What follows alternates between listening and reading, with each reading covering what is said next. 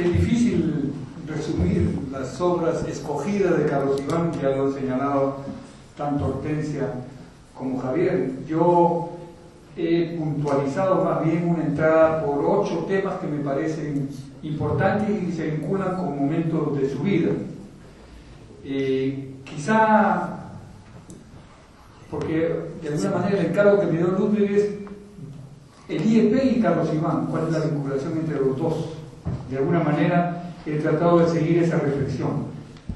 En el IEP está preparándose un documento sobre la historia de la institución y de ahí extraigo una afirmación de Efraín González, que dice en una entrevista que le hace literalmente: si tomas la bibliografía del Instituto de Estudios Peruanos puedes entender al Perú. Entonces yo, parafraseando, digo: si tomas la bibliografía de Carlos Iván puedo entender al IEP, ¿no es cierto? De alguna manera lo que hace Carlos Iván tiene que ver con lo que la institución orientó, porque además Carlos Iván impulsó temas como vamos a ver al final. Ya van 3 años, ¿no? Hace pocos días que fueron 3 años que se ven, pero tomando su último blog todavía se siente en su paso por ahí por el patio y anima a todo lo que aquí trabajamos, ¿no? En esta institución que cumple 50 años y que está celebrando este año 50 años desde la fundación en 1964 de una institución, como ustedes conocen, que nació de 2 grupos también que represionaban a su manera todo el país. El grupo Espacio ha salido el domingo pasado un homenaje a Aurelio Vilo Quesada, ¿no?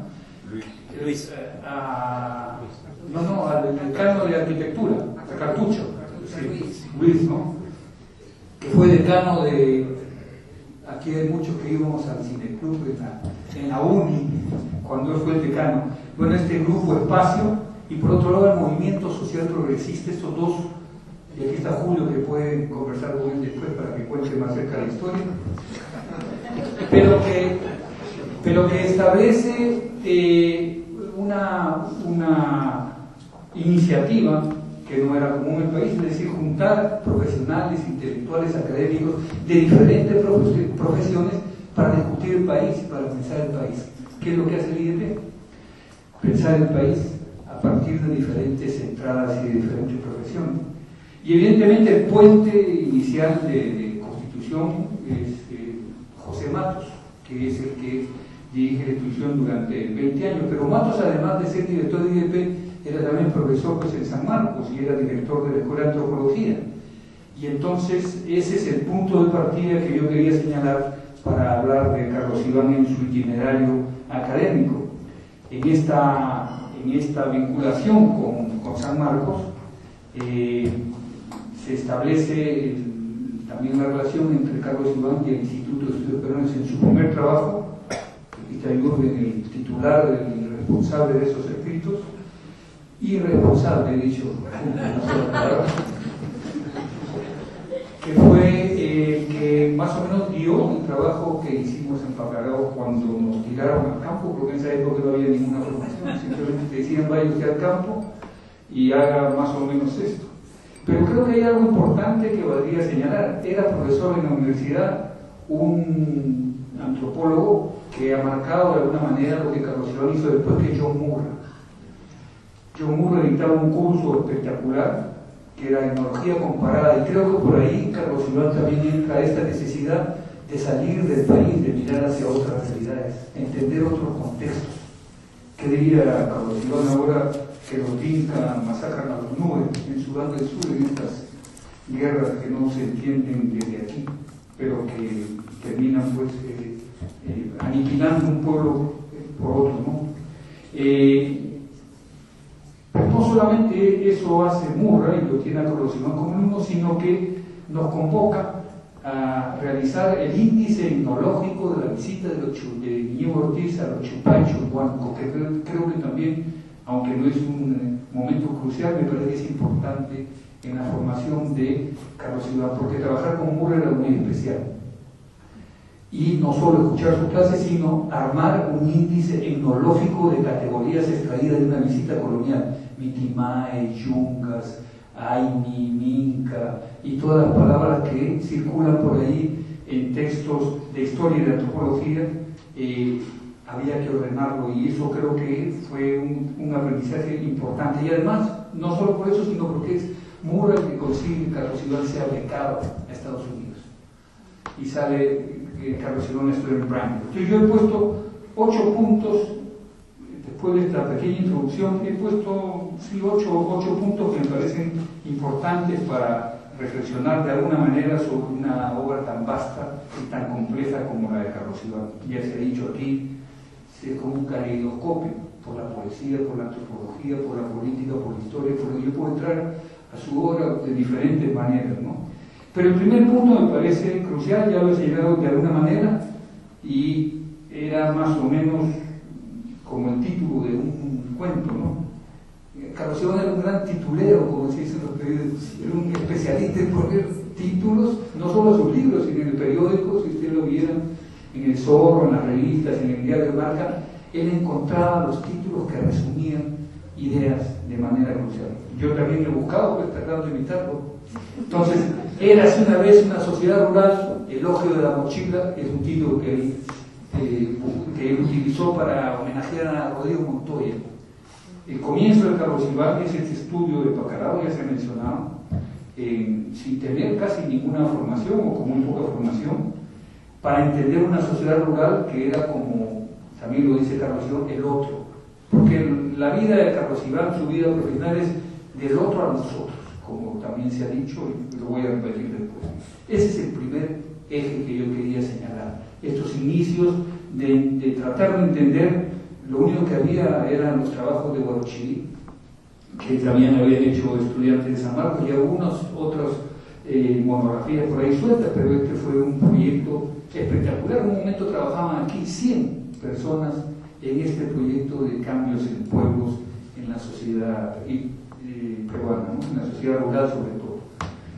El segundo punto ya no tiene que ver con el IEP, tiene que ver con Carlos Iván en Huamanga. Desde el año 71 al año 79 es docente en la Universidad de Huamanga. Y ahí también está, en este momento de su vida, en este momento de reforma agraria, organización campesina, todos a una, como en Chacán, ya se ha mencionado Chacán, que es un evento importante en su vida, se junta el investigador con el militante. Y lo que más impresionó a Carlos Iván de este evento en Chacán era esta insistencia de los piuranos extrovertidos, dicharacheros, bromistas, delegados de las comunidades de Piura, exigiéndole al delegado Ayánica que hable en Ayánica. Y el delegado de Ayánica diciendo, pero si nadie me va a entender, no importa, tú hablas. Y habló tanto el delegado Ayánica que fue ovacionado, aunque nadie había entendido lo que había dicho. Eso marcó a Carlos Iván y lo tiene escrito de esa manera. ¿Y por qué lo marcó? Porque se dio cuenta primero de las diferencias que hay en el país en términos de componentes culturales, pero también de las posibilidades de encuentro de estas diferencias. Y los campesinos piuranos exigiendo a la Ayánica que hablen Ayánica, aunque no iban a entender nada de lo que decía, simplemente por este acto de respeto y de tolerancia, entre comillas, hacia otra cultura, ¿no? Entonces, este segundo punto tiene que ver con esta época de reforma agraria, de organización campesina. Carlos Iván estuvo muy vinculado a la organización de la CCP a partir de su militancia en el MIR, cuarta época, pero en Ayacucho su actividad principal era debatir con Sendero y con Abimael y su gente. Abimael Guzmán había sido elegido director de personal de la Universidad de San Cristóbal, y en un momento determinado despidió a 3 docentes de la universidad, Carlos Iván de Gregorio, Modesto Galo y Edith Montero. Los estudiantes hicieron huelga y salieron hacia el rectorado y le exigieron al rector, al director personal, que repusiera a los profesores. De la universidad se discutió, a Edith no la repusieron, pero a Modesto y a Carlos sí lo repusieron. Y ese fue el inicio de este enfrentamiento tan duro donde Carlos Iván jugó un papel importante. En algún momento se recuperará y se reescribirá toda esta historia, ¿no? Pero ya en ese periodo también él creó una revista junto con otros, allí en Ayacucho, que se llama Ideología, que está también por ahí perdida. Son de sus primeros, no sé si lo han conseguido algunos artículos, ¿no?, dentro de sus obras completas. Hay algunos, creo, por ahí, ¿no? Pero fue importante porque fue una revista también de referencia para quienes estaban en una sociedad académica, digamos, bastante marginal del resto del país, como era la Universidad San Cristóbal de Huamán. Volviendo al instituto, en el 84 hay un cambio fundamental porque Julio Cotter ingresa como director de la institución y hay bastantes cambios. Digamos, hay una nueva forma de concebir esta agrupación de profesionales pensando al país, y Carlos Iván integra desde el 84 el comité directivo también, el consejo directivo de la institución, y en el 86 es director de publicaciones. Hay un aspecto de Carlos Iván que es fundamental. Él siempre, creo que una de sus profesiones frustradas era ser editor, tener un editorial y publicar textos de literatura, de lo que sea, pero él era un editor por excelencia. Fue director encargado de publicaciones aquí también, antes de una serie bueno, viviendo estos cambios dentro de la institución. Porque él, y este es el tercer eje que quiero señalar, él vuelve al IEP en 1980, invitado por Heraclio Bonilla. Según dice, fue por ahí Heraclio, creo que lo convocó, según este documento que mencioné al comienzo, que se prepara sobre la historia del IEP. Y allí hay dos temas paralelos que Carlos Iván asume. Por un lado, desde el 80 en adelante. Por un lado, este tema de multiculturalidad, diversidad cultural y racismo. Tres cosas entrelazadas. Una de las últimas conversaciones que tuve con él decía: ahí no hay racismo en el Perú. Pero no lo es. Yo estoy tratando de resumir de una manera tosca, sino la pregunta era, en el fondo, ¿cómo hacemos para superar el racismo que hay en el Perú? Esa era la pregunta de fondo. Yo nunca me voy a olvidar, el año 70, yo pasé por Brandes, Carlos Iván de contrabando me metió en la universidad, y ahí dormía, y un día organizamos una excursión, era fin de semana, y era la fiesta de San Fermín, en el barrio italiano de Boston. Y como siempre, los latinoamericanos nos juntamos una cubana negra, un colombiano con pinta moreno, con pinta de colombiano, dos blanquiñosos como Carlos Iván y yo, un venezolano parecido al colombiano, una puertorriqueña, que nos unía elementos comunes, no solo la lengua. Y nos fuimos al barrio italiano a ver la procesión de San Fermín. Apenas habíamos llegado, salió un grupo de jóvenes con bates de béisbol en la mano y nos increpó que por qué estábamos nosotros viniendo a esa procesión. Nosotros dijimos: estamos viniendo a ver, nos atacaron y con un bate de béisbol le rompieron y le volaron un diente a Carlos Iván en ese día, donde entendimos que la intolerancia era exactamente la contrapropuesta de esto que había vivido o que iba a vivir después en Chacán, ¿no es cierto? Por eso quizá lo de Chacán años después le resultaba tan espectacular, porque en Estados Unidos era difícil concebir, ahora menos que antes, pero antes era difícil concebir estos guetos culturales totalmente aislados uno de otro.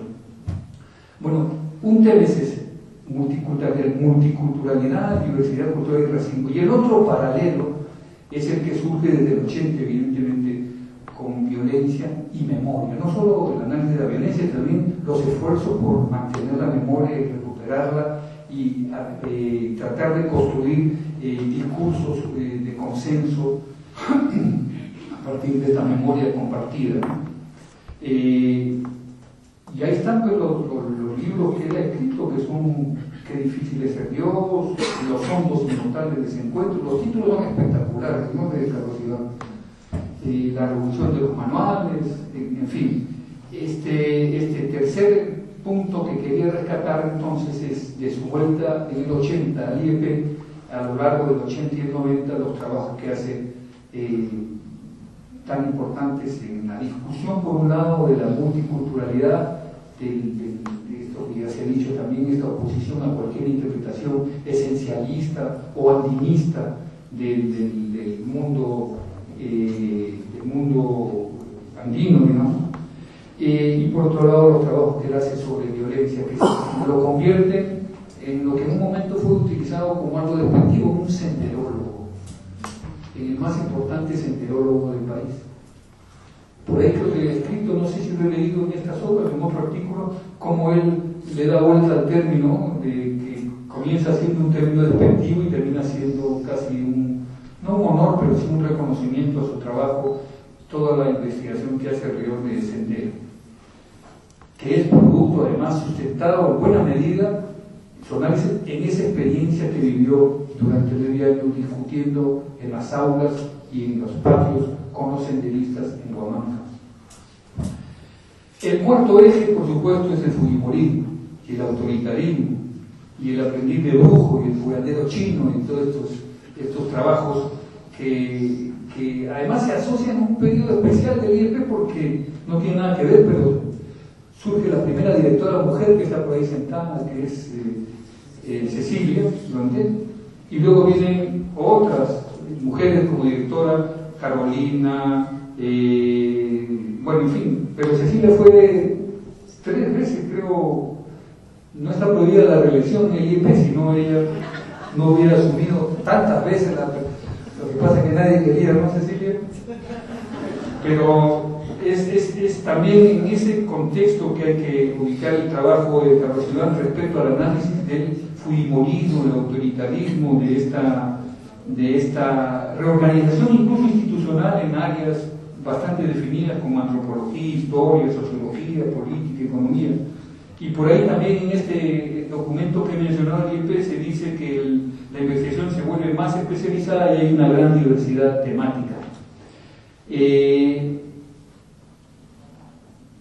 Ahí trabaja Carlos Iván con Juan el aprendiz de brujo, que es del 91, la década de la antipolítica, que es del 2000, y hasta el nacimiento de los otorongos, que es también un trabajo compartido con Meléndez. Vale la pena destacar en Carlos Iván si ustedes revisan su bibliografía, una página un texto de él, pero otra página son textos con otros. No es común que una profesional tenga tantos textos compartidos con otro investigador. Y Carlos Iván, no sé quién de esta sala que pertenece a la institución no ha trabajado con él en algún texto. Todos estamos de alguna manera involucrados y dame 5 minutitos, no seas malo, para terminar. Muy bien. Esta voluntad de trabajar en equipo, esta voluntad de compartir conocimiento, esta voluntad de discutir, de debatir, es precisamente lo que sustenta su vocación de maestro. Carlos Iván fue no solo maestro en Huamanga, fue maestro en San Marcos. Ahorita no hay ningún profesor de San Marcos presente, y esa es otra historia y otro debate. Sí hay estudiantes, pero no hay profesores. ¿Por qué? Porque precisamente una de las experiencias de Carlos Iván en San Marcos era debatir. Y al no haber debate, al no abrirse el debate, hace varios años que está anquilosada la universidad, por lo menos en este terreno. Eso se lo pueden preguntar a Pablo, que está aquí a mi lado. Pero la reflexión...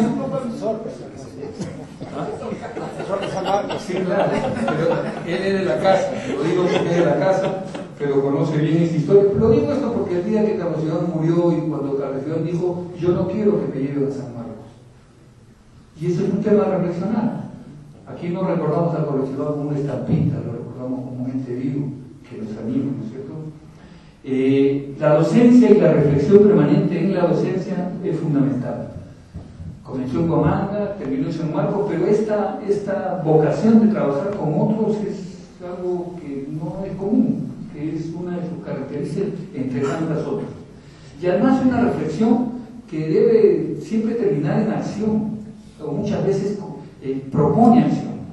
Yo aquí he juntado, por ejemplo,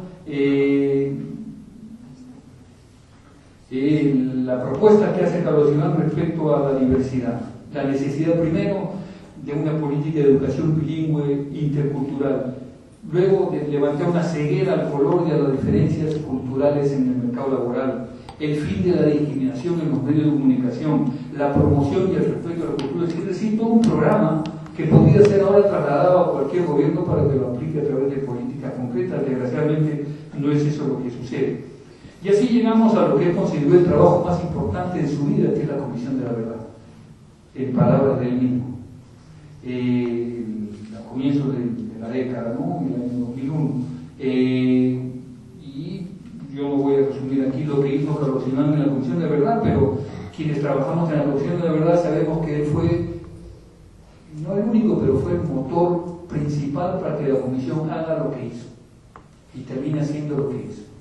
Y aquí hay muchos que podríamos testificar sobre eso. Y no lo digo porque era su amigo, sino porque así fue. Pregúntenle a cualquiera de los comisionados. Incluso miren el estilo de redacción final y van a ver ustedes que detrás está la mano de Carlos Iván. Y por último, solamente como un ejemplo, señalo las cosas que impulsó Carlos Iván en la institución. Miren, Cholonautas, que es una comunidad académica virtual de ciencias sociales, ¿no? La primera que se instaló, Cholonautas, la revista Argumentos, con Romero, no lo veo a Romero, pero Romero es corresponsable con Carlos Iván de la revista Argumentos, que ahora es digital. El programa de formación en ciencias sociales, el grupo Memoria y seguramente otros más. Voy o señalo el hecho fundamental de que Carlos Iván aquí en esta institución impulsó numerosas iniciativas. Yo recibí ahora un correo de Roxana donde decía ojalá que todo salga bien, que todo salga bonito en homenaje a Carlos Iván, y que si Carlos Iván estaría hoy participando, dice Roxana, en el IEP, estaría en el debate sobre la unión civil, la ley universitaria, el aborto terapéutico, la reforma de salud, las elecciones. Si Carlos Iván estaría ahora aquí, estaría participando en esos debates. Bueno, yo solamente podría decir, ya que debemos ser incómodos como pide la China, que hagamos todos esos debates a su nombre, si queremos recordarlo. Gracias.